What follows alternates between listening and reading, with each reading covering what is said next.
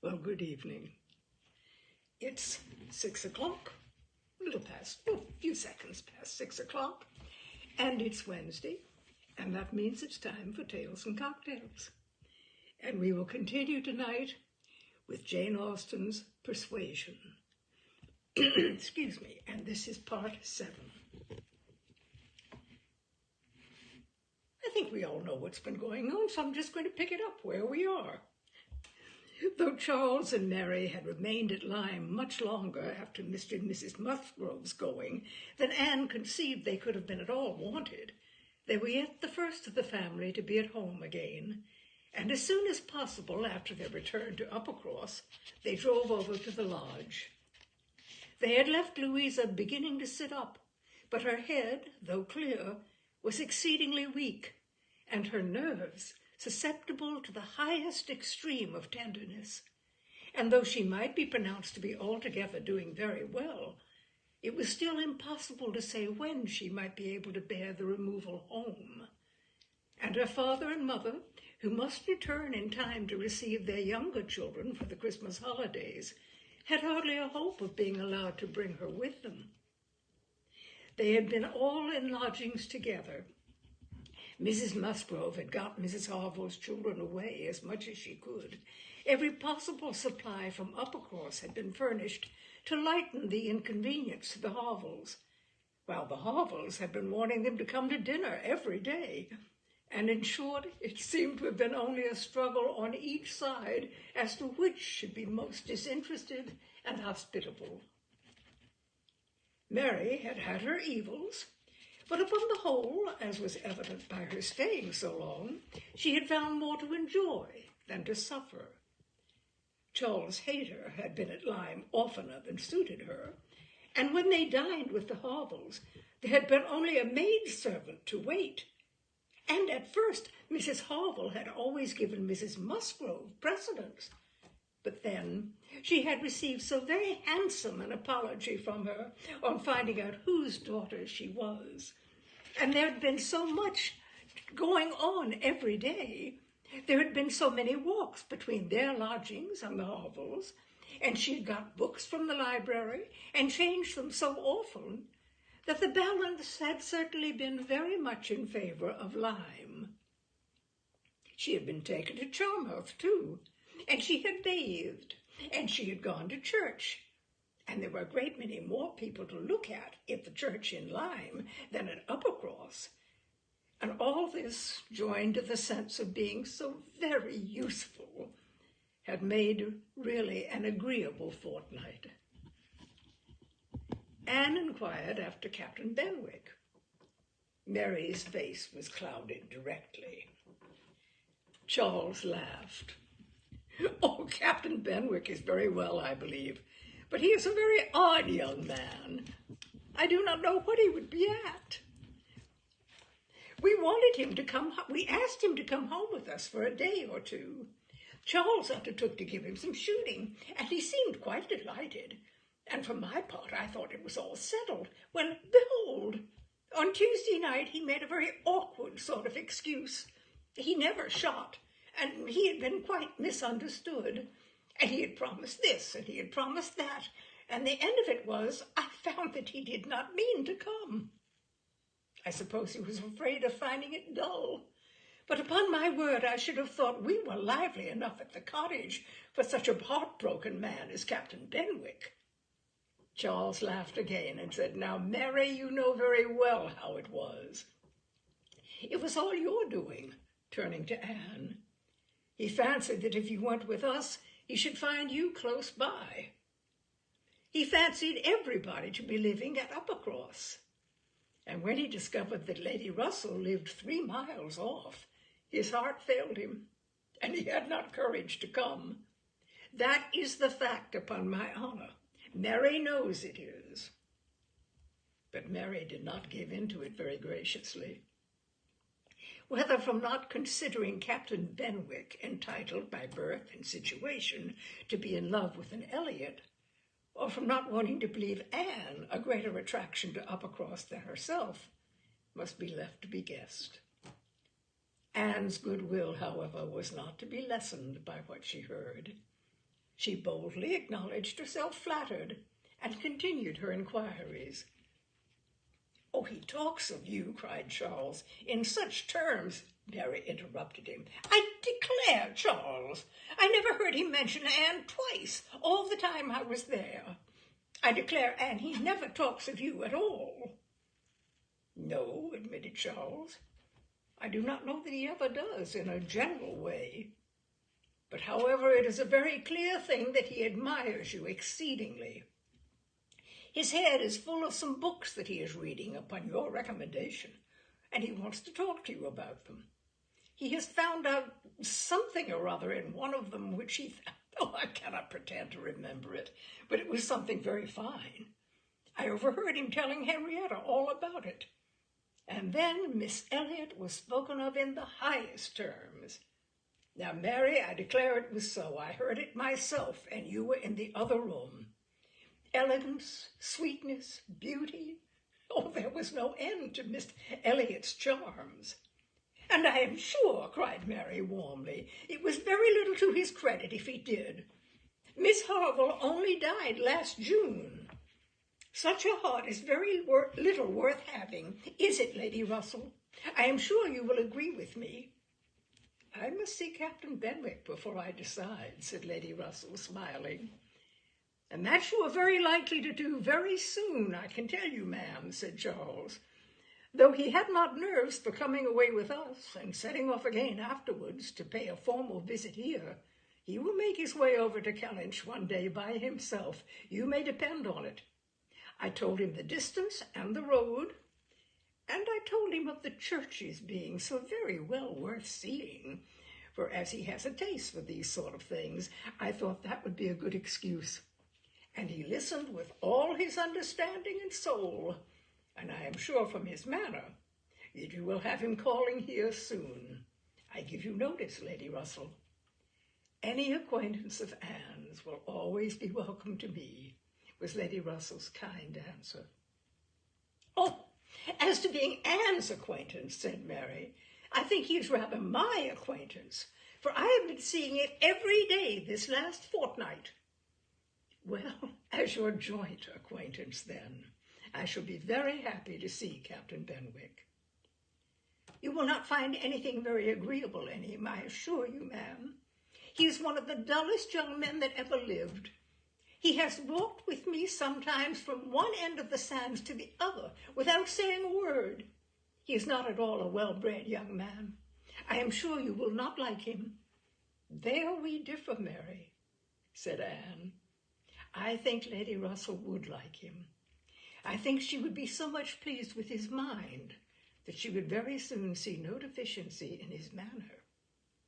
"So do I, Anne," said Charles. "I am sure Lady Russell would like him. He is just Lady Russell's sort. Give him a book and he will read all day long." "Yes, that he will," exclaimed Mary tauntingly. "He will sit poring over his book and not know when a person speaks to him, or when one drops one's scissors, or anything that happens. Do you think Lady Russell would like that?" Lady Russell could not help laughing. "Upon my word," said she, "I should not have supposed that my opinion of anyone could have admitted of such difference of conjecture, steady and matter-of-fact as I may call myself. I have really a curiosity to see the person who can give occasion to such directly opposite notions. I wish he may be induced to call here, and when he does, Mary, you may depend upon hearing my opinion, but I am determined not to judge him beforehand. You will not like him, I will answer for it." Lady Russell began talking of something else. Mary spoke with animation of their meeting with, or rather missing, Mr. Elliot so extraordinarily. "He is a man," said Lady Russell, "whom I have no wish to see. He is disinclining to be on cordial terms with the head of his family, has left a very strong impression in his disfavor with me." This decision checked Mary's eagerness and stopped her short in the midst of the Elliot countenance. "With regard to Captain Wentworth, though Anne hazarded no inquiries, there was voluntary communication sufficient. His spirits had been greatly recovering lately, as might be expected. As Louisa improved, he had improved, and he was now quite a different creature from what he had been the first week. He had not seen Louisa, and was so extremely fearful of any ill consequence to her from an interview that he did not press for it at all, and on the contrary seemed to have a plan of going away for a week or 10 days, till her head was stronger. He had talked of going down to Plymouth for a week, and wanted to persuade Captain Benwick to go with him. But, as Charles maintained to the last, Captain Benwick seemed much more disposed to ride over to Kellynch. There can be no doubt that Lady Russell and Anne were both occasionally thinking of Captain Benwick from this time. Lady Russell could not hear the doorbell without feeling that it might be his herald, nor could Anne return from any stroll of solitary indulgence in her father's grounds, or any visit of charity in the village, without wondering whether she might see him or hear of him. Captain Benwick came not, however. He was either less disposed for it than Charles had imagined, or he was too shy. And after giving him a week's indulgence, Lady Russell determined him to be unworthy of the interest which he had been beginning to excite. The Musgroves came back to receive their happy boys and girls from school, bringing with them Mrs. Harville's little children to improve the noise of Uppercross and lessen that of Lyme. Henrietta remained with Louisa, but all the rest of the family were again in their usual quarters. Lady Russell and Anne paid their compliments to them once, when Anne could not but feel that Uppercross was already quite alive again. Though neither Henrietta, nor Louisa, nor Charles Hayter, nor Captain Wentworth were there, the room presented as strong a contrast as could be wished to the last state she had seen it in. Immediately surrounding Mrs. Musgrove were the little Harvilles, whom she was sedulously guarding from the tyranny of the 2 children from the cottage, expressly arrived to amuse them. On one side was a table occupied by some chattering girls cutting up silk and gold paper, and on the other were trestles and trays, bending under the weight of brawn and cold pies, where riotous boys were holding high revel, the whole completed by a roaring Christmas fire, which seemed determined to be heard in spite of all the noise of the others. Charles and Mary also came in, of course, during their visit, and Mr. Musgrove made a point of paying his respects to Lady Russell, and sat down close to her for 10 minutes, talking with a very raised voice, but from the clamor of the children on his knees, generally in vain.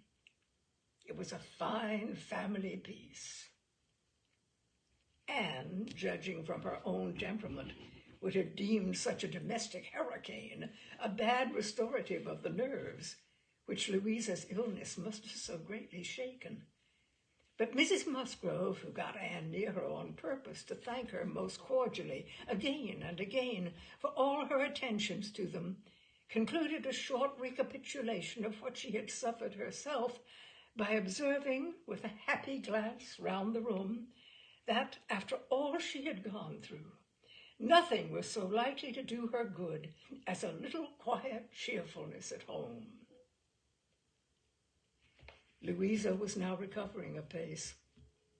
Her mother could even think of her being able to join their party at home before her brothers and sisters went to school again.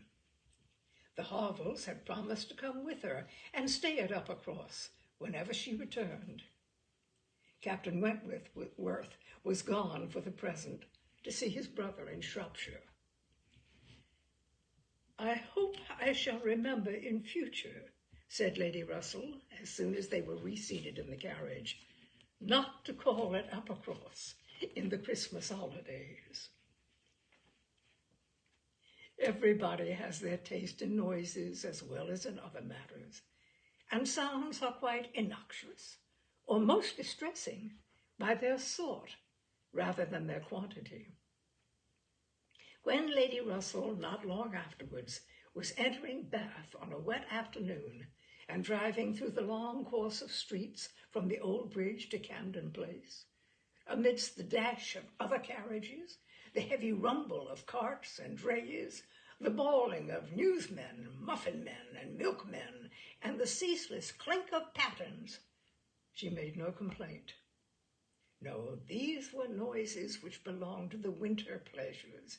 Her spirits rose under their influence, and, like Mrs. Musgrove, she was feeling, though not saying, that after being long in the country, nothing could be so good for her as a little quiet cheerfulness. Anne did not share these feelings. She persisted in a very determined, though very silent, disinclination for Bath, caught the first dim view of the extensive buildings, smoking in rain, without any wish of seeing them better, felt their progress through the streets to be, however disagreeable, yet too rapid, for who would be glad to see her when she arrived, and looked back with fond regret to the bustles of Uppercross and the seclusion of Kellynch. Elizabeth's last letter had communicated a piece of news of some interest. Mr. Elliot was in Bath. He had called in Camden Place, had called a second time, a third, had been pointedly attentive. If Elizabeth and her father did not deceive themselves, had been taking as much pains to seek the acquaintance and proclaim the value of the connection as he had formerly taken pains to show neglect. This was very wonderful, if it were true. And Lady Russell was in a state of very agreeable curiosity and perplexity about Mr. Elliot, already recounting the sentiment she had so lately expressed to Mary of his being a man whom she had no wish to see. She had a great wish to see him. If he really sought to reconcile himself like a dutiful branch, he must be forgiven for having dismembered himself from the paternal tree. Anne was not animated to an equal pitch by the circumstance, but she felt that she would rather see Mr. Elliot again than not, which was more than she could say for many other persons in Bath. She was put down in Camden Place, and Lady Russell then drove to her own lodgings in Rivers Street. Sir Walter had taken a very good house in Camden Place, a lofty, dignified situation, such as becomes a man of consequence, and both he and Elizabeth were settled there, much to their satisfaction. Anne entered it with a sinking heart, anticipating an imprisonment of many months, and anxiously saying to herself, "Oh, when shall I leave you again?" A degree of unexpected cordiality, however, in the welcome she received, did her good. Her father and sister were glad to see her, for the sake of showing her the house and furniture, and met her with kindness. Her making a fourth when they sat down to dinner was noticed as an advantage. Mrs. Clay was very pleasant and very smiling, but her courtesies and smiles were more a matter of course. Anne had always felt that she would pretend what was proper on her arrival, but the complaisance of the others was unlooked for. They were evidently in excellent spirits, and she was soon to listen to the causes. They had no inclination to listen to her.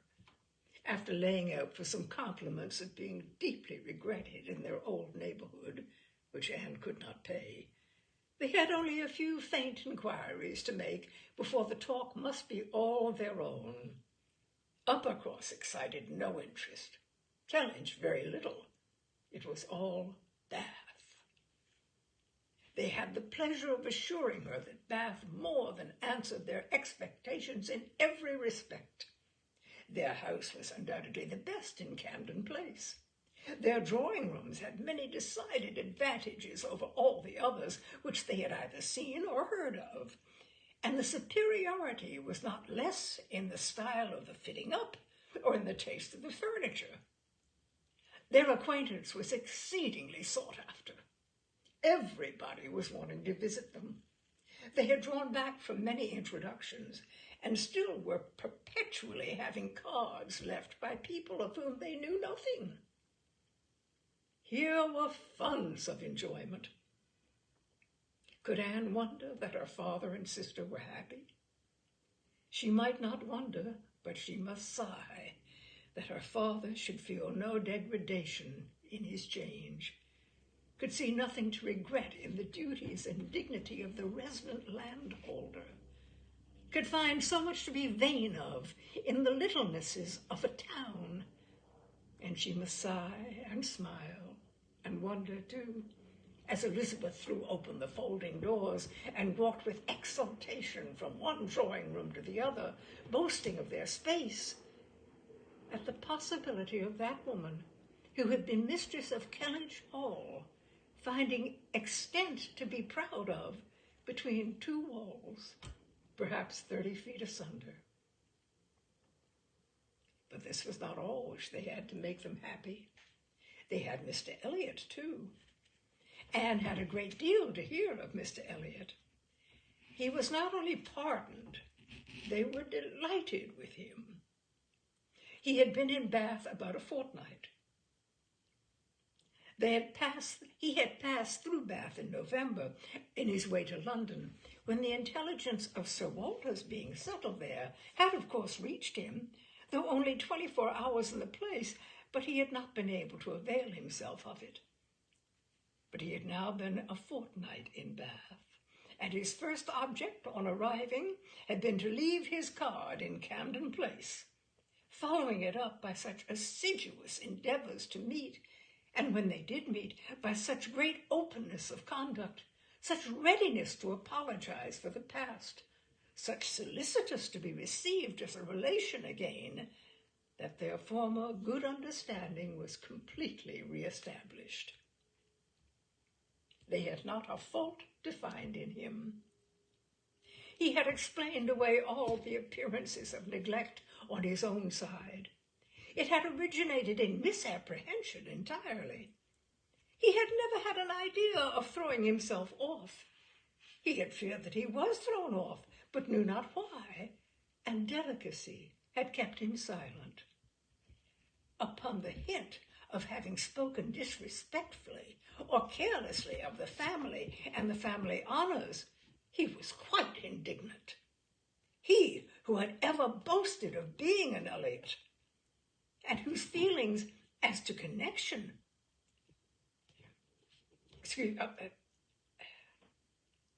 I've lost it. Just a moment. Okay, here we go. Delicacy had kept him silent. Upon the hint of having spoken disrespectfully or carelessly of the family and the family honors, he was quite indignant. He who had ever boasted of being an Elliot, and whose feelings as to connection were only too strict to suit the unfeudal tone of the present day. He was astonished indeed, but his character and general conduct must refute it.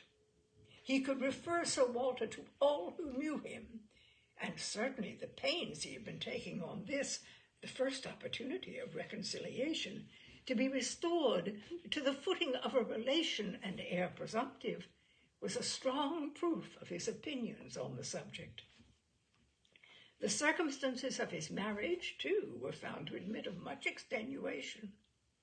This was an article not to be entered on by himself, but a very intimate friend of his, a Colonel Wallace, a highly respectable man, perfectly the gentleman, and not an ill-looking man, Sir Walter added, who was living in very good style at Marlborough Buildings, had, at his own particular request, been admitted to their acquaintance through Mr. Elliot, had mentioned one or two things relative to the marriage which made a material difference in the discredit of it.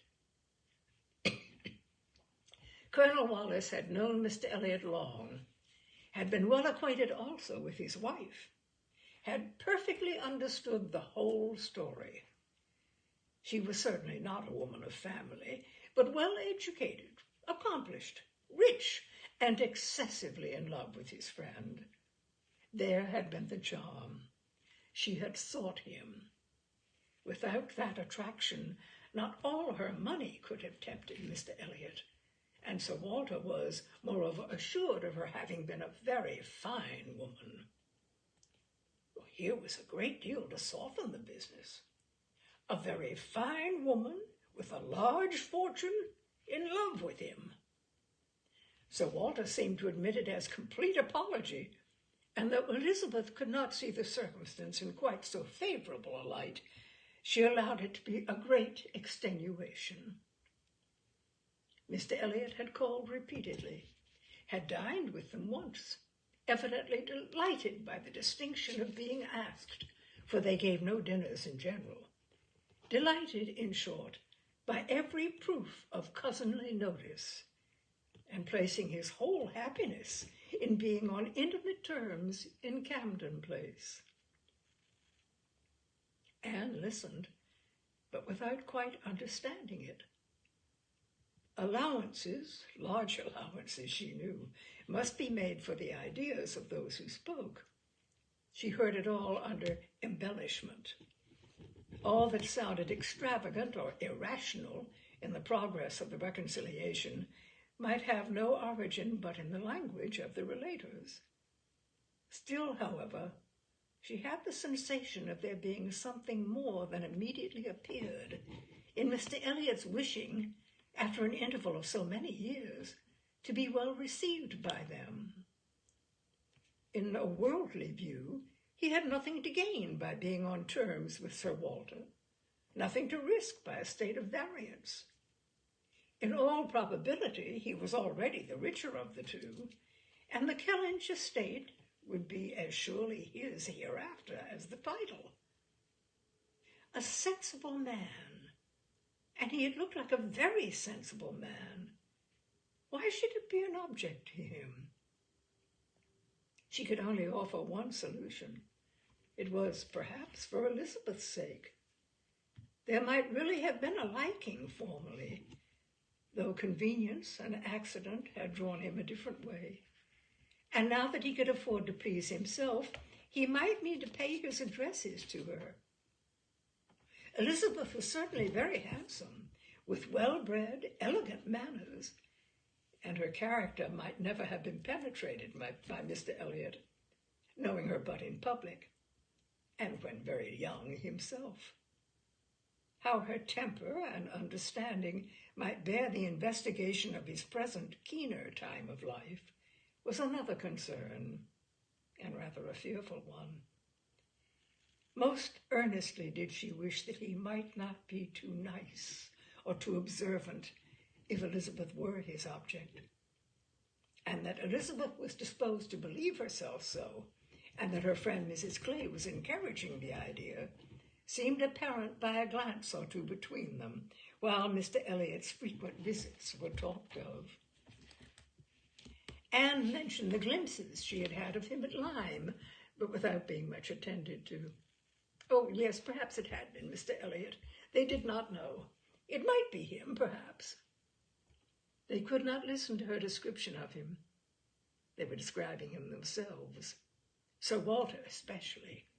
He did justice to his very gentlemanlike appearance, his air of elegance and fashion, his good-shaped face, his sensible eye, but at the same time must lament his being very much underhung, a defect which time seemed to have increased. Nor could he pretend to say that 10 years had not altered almost every feature for the worse.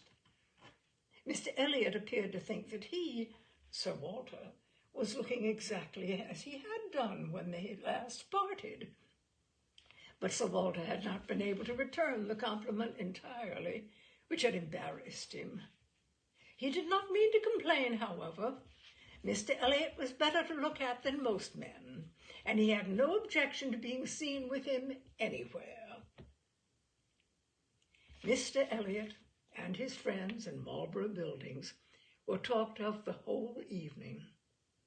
Colonel Wallace had been so impatient to be introduced to them, and Mr. Elliot so anxious that he should.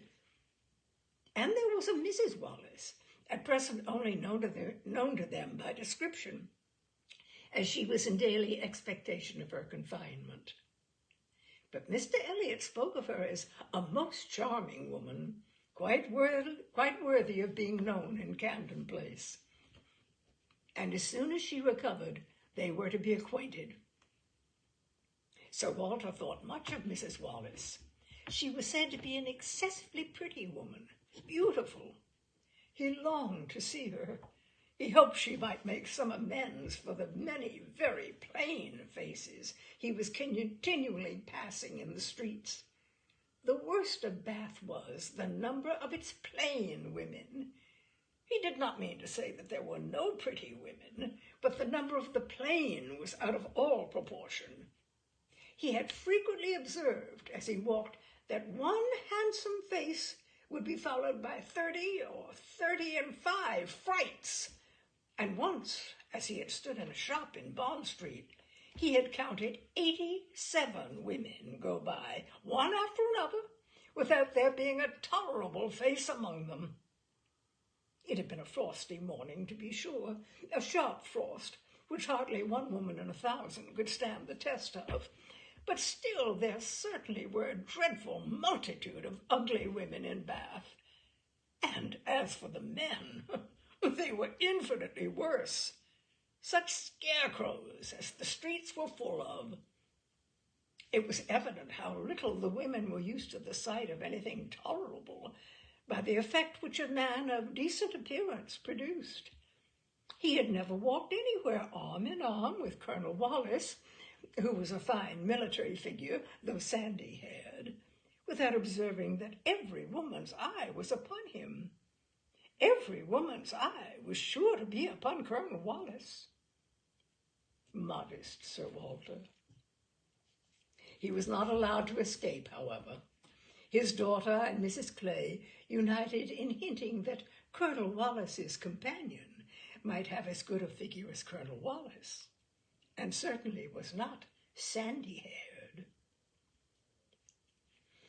"How is Mary looking?" said Sir Walter, in the height of his good humour. "The last I saw her she had a red nose, but I hope that may not happen every day." "Oh, no, that must have been quite accidental. In general, she has been in very good health, and very good looks since Michaelmas. If I thought it would not tempt her to go out in sharp winds and grow coarse, I would send her a new hat and pelisse." Anne was considering whether she should venture to suggest that a gown or a cap would not be liable to any such misuse, when a knock at the door suspended everything. A knock at the door, and so late. It was 10 o'clock. Could it be Mr. Elliot? They knew he was to dine in Lansdowne Crescent. It was possible he might stop in his way home to ask them how they did. They could think of no one else. Mrs. Clay decidedly thought it Mr. Elliot's knock. Mrs. Clay was right. With all the state which a butler and footboy could give, Mr. Elliot was ushered into the room. It was the very same man, with no difference but of dress. Anne drew a little back while the others received his compliments, and her sister his apologies for calling it so unusual an hour, but he could not be so near without wishing to know that neither she nor her friend had taken cold the day before, etc., etc., which was all as politely done and as politely taken as possible. But her part must follow then. Sir Walter talked of his youngest daughter. Mr. Elliot must give him leave to present him to his youngest daughter. There was no occasion for remembering Mary. And Anne, smiling and blushing, very becomingly showed to Mr. Elliot the pretty features which he had by no means forgotten, and instantly saw with amusement at his little start of surprise that he had been not at all aware of who she was. He looked completely astonished, but not more astonished than pleased. His eyes brightened, and with the most perfect alacrity, he welcomed the relationship, alluded to the past, and entreated to be received as an acquaintance already. He was quite as good-looking as he had appeared at Lyme. His countenance improved by speaking, and his manners were so exactly what they ought to be, so polished, so easy, so particularly agreeable, that she could compare them in excellence to only one other person's manners. They were not the same, but they were perhaps equally good. He sat down with them and improved their conversation very much. There could be no doubt of his being a sensible man. 10 minutes were enough to certify that. His tone, his expressions, his choice of subject, his knowing where to stop. It was all the operation of a sensible, discerning mind. As soon as he could, he began to talk to her of Lyme, wanting to compare opinions respecting the place, but especially wanting to speak of the circumstance of their happening to be guests at the same time in the same inn, to give his own route, understand something of hers, and regret that he should have lost such an opportunity of paying his respects to her. She gave him a short account of her party and business at Lyme. His regret increased as he listened. He had spent his whole solitary evening in the room adjoining theirs, had heard voices, mirth continually, thought they must be a most delightful set of people, longed to be with them, but certainly without the smallest suspicion of his possessing the shadow of a right to introduce himself. If he had but asked who the party were, the name of Musgrove would have told him enough. Well, it would serve to cure him of an absurd practice of never asking a question at an inn, which he had adopted when quite a young man, on the principle of its being very ungenteel to be curious. The notions of a young man of 1 or 22, said he, as to what is necessary in manners to make him quite the thing, are more absurd, I believe, than those of any other set of beings in the world. The folly of the means they often employ is only to be equaled by the folly of what they have in view. But he must not be addressing his reflections to Anne alone. He knew it. He was soon diffused again among the others, and it was only at intervals that he could return to Lyme. His inquiries, however, produced at length an account of the scene she had been engaged in there, soon after his leaving the place. Having alluded to an accident, he must hear the whole.